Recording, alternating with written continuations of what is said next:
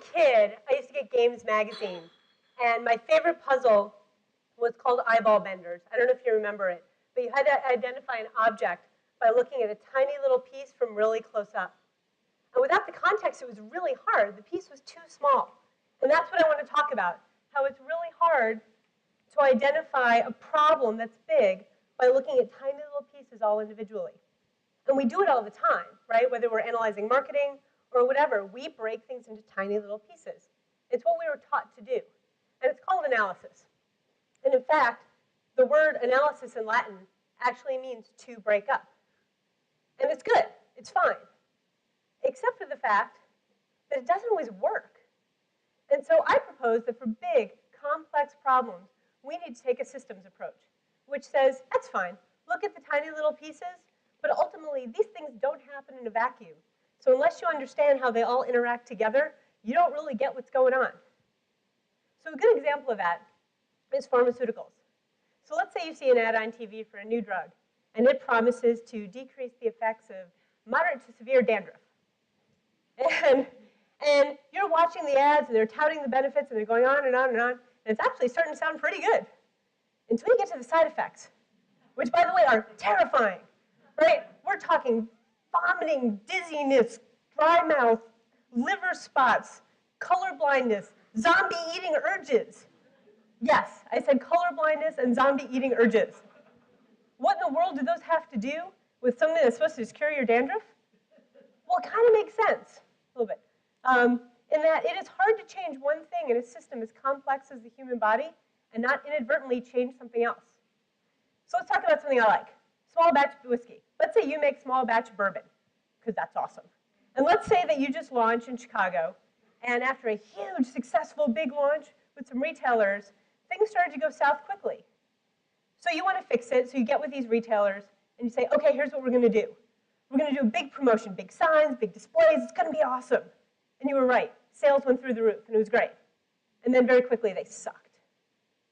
Well, that's unfortunate. So you're like, okay, I can fix it. We're going to do it again. Big signs, big displays, big promotions, it's going to be awesome. And then it sucked. Now, if you only looked at one piece of the puzzle, you would be likely to say, we need to do more big promotions. They're the only things that work.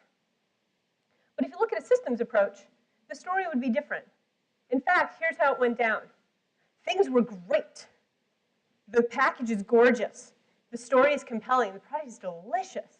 In fact, it was so great that the retailers sold out of everything you gave them right before the promotion ended, hence the slowdown in the suckage.